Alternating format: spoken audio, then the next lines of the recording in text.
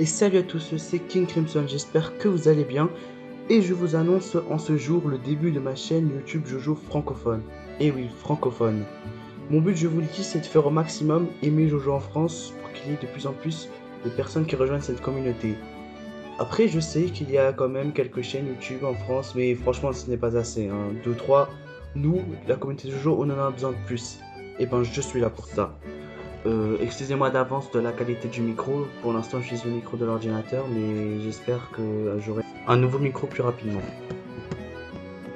Bon, trêve de plaisanterie et on commence la vidéo avec les 7 points positifs de Jojo Bizarre Adventure. Alors, pour commencer, on a en premier lieu l'originalité. Alors, sérieusement, tout le monde sait que Jojo est l'un des mangas les plus originaux qui existent. Sérieusement, je veux dire, le personnage principal meurt. Est-ce que t'as déjà vu ça? Bon, après, il y a bien Goku et Light qui meurent dans leur manga, mais c'est pas pareil. Je veux dire, Goku il se fait ressusciter et Light meurt à la fin. Alors que dans Jojo, le personnage principal, Jonathan Joestar, meurt dès les 5 premiers tomes. Et dès le 9e épisode. En fait, c'est vraiment le début, quoi. Je veux dire, le jour où on a vu ça, tout le monde a dû faire une tête. Et en plus de ça, dans Jojo, il n'y a pas un héros, il n'y a pas 2 héros, il n'y a pas 3 héros, il y en a 8.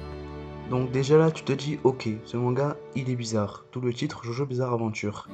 Et en plus, je veux dire, les Jojo, ils ont tous une personnalité différente, tous un pouvoir différent, tous des histoires différentes, vivent dans une époque différente. Parce qu'on en a marre des mangas qui se ressemblent dès que Naruto avec My Hero Academia ou Black Clover, ou alors Fairy Tail qui ressemble trop pour moi à Mongo, à Nanatsu no Taizai. Du coup, du changement, ça fait du bien. Sans vous parler des combats stratégiques. Oh là, les combats avec les stands, d'ailleurs les stands je vais en parler juste après. C'est des combats. Mon gars, c'est pas des Goku Freezer 19 épisodes, 5 minutes. Non, non, non, non. Dans Jojo, c'est de la vraie stratégie. Dans Jojo, ils sont capables de se cacher, je sais pas, dans des immeubles et d'envoyer leur stand et attendre. Au début, tu peux te dire, oui, c'est quoi ce manga de lâche? Mais le problème dans Jojo, c'est que c'est des humains normaux. Enfin, j'ai envie de dire. Vous vous dites, comment ça, humain normal? Tout le monde dans les mangas, c'est des humains normaux. Moi, je parle des vrais humains comme nous. Avec la même résistance que nous. Genre, les gars, ils se font écraser par une voiture, ils meurent, ils tombent du deuxième étage, ils meurent. C'est des vrais humains, quoi. Je parle bien à partir de la partie 3. Parce que la partie 1 et la partie 2, ça va, c'est encore des surhommes. Mais la partie 3, c'est vraiment des vrais humains. Et ils utilisent leur stand pour combattre. Et ça, mon gars, c'est beau. Ensuite, on va aborder le cas des voyages dans différents pays. On va pas se mentir, on en a marre des mangas qui se déroulent soit au Japon, soit dans l'espace, ou soit dans une région inconnue. Là, c'est vraiment des vrais pays, genre la partie 1 commence en Angleterre, puis la partie 2 en Amérique, puis la partie 3 au Japon, puis la partie 4 pareil au Japon, puis la partie 5 en Italie, la partie 6 en Amérique, la partie 7 encore une fois en Amérique et la partie 8 au Japon. Mais en plus, pour des cas tels que la partie 2 et la partie 3, ils voyagent. Et ça, mon gars, c'est bien. Par exemple, la partie 2, ils font de l'Amérique jusqu'au Mexique, le Mexique à l'Italie, l'Italie à la Suisse. Tandis que la partie 3, ils font carrément tout du monde. Ça veut dire, ils partent du Japon jusqu'à Hong Kong, ensuite Singapour, ensuite l'Inde, ensuite jusqu'à arriver en Égypte. Ça, c'est vraiment un voyage. T'as carrément l'impression de te retrouver dans tes cours d'histoire géo en CM2. On aborde maintenant le troisième cas, les stands. Et ça, c'est vraiment ma partie préférée. Les stands, c'est vraiment pour moi le meilleur pouvoir qui existe de toute fiction confondue.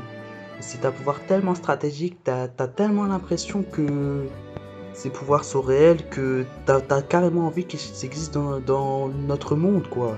Moi, franchement, je vois une flèche de stand, direct, je me la plante. Si Alcida, tuberculose, je m'en bats les couilles. Tétanos, tout ça, non, je me la plante et Inch'Allah, j'ai un stand.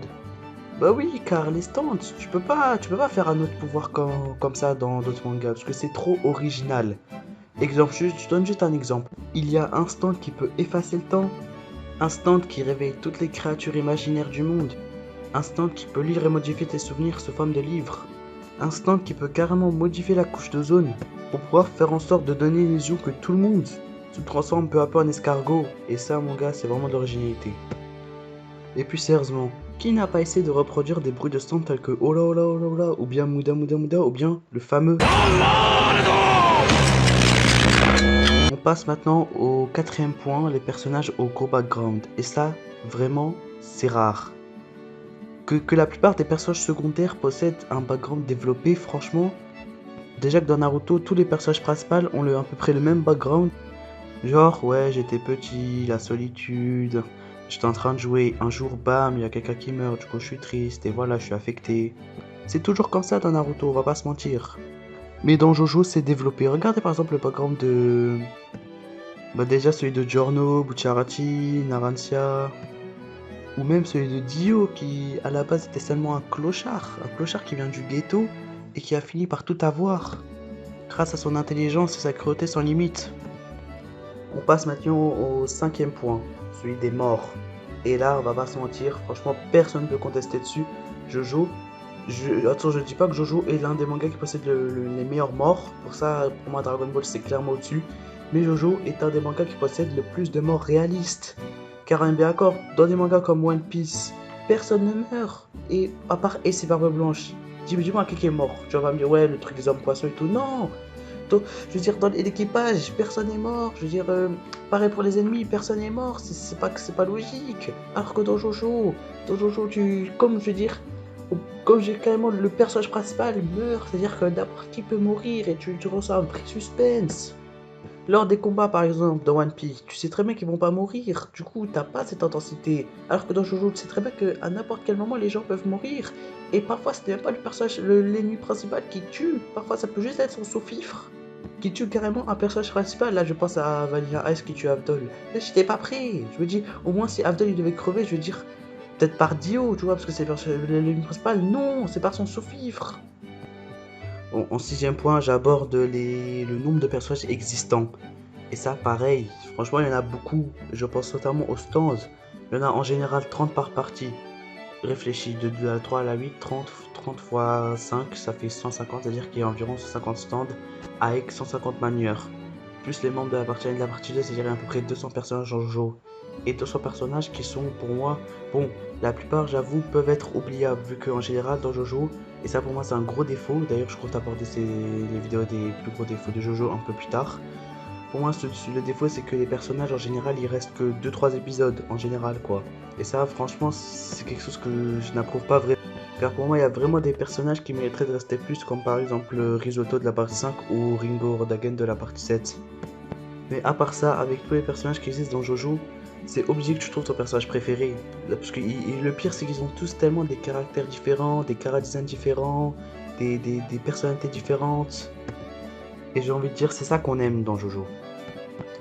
Et enfin, pour moi, le dernier point, qui sera un point essentiel, c'est l'ambiance provoquée par les musiques.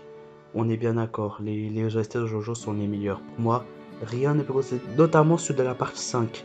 Sérieusement, la partie 5, on est d'accord, en manga, c'était l'une des pires. Enfin, pour la plupart des gens, ils n'aimaient pas beaucoup la partie 5 en manga. Alors qu'en animé, le niveau, il a carrément grimpé en flèche, notamment grâce aux OST, grâce aux openings, notamment le nouvel opening 2 de Diavolo. Celui-là, franchement, était épique.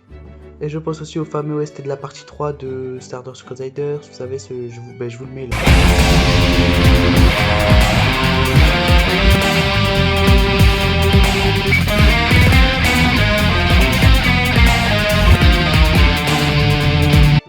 Oui, voilà, celui de Jotaro. Enfin, tout ça, c'est des trucs épiques. Et sans parler non plus des Jojo Pose. Les Jojo Pose, bon, Jojo, quand tu vois qu'une personne comme, je sais pas, Jotaro ou Giorno fait une Jojo Pose, tu as envie de la faire, quoi. Je veux dire, qui n'a jamais fait de. Quel fan de Jojo n'a jamais fait de Jojo Pose de sa vie?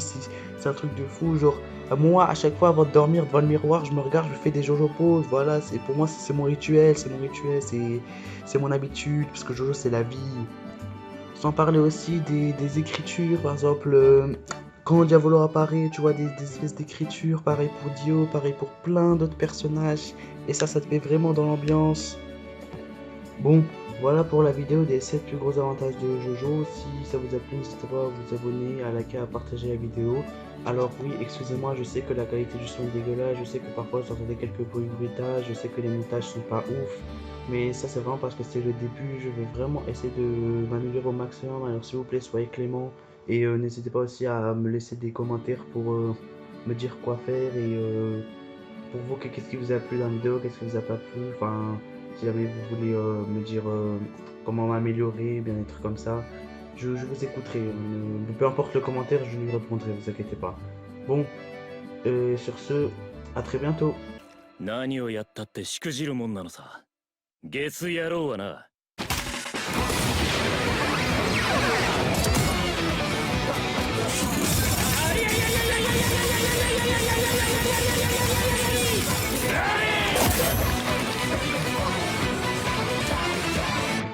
アリーベ・デルチ。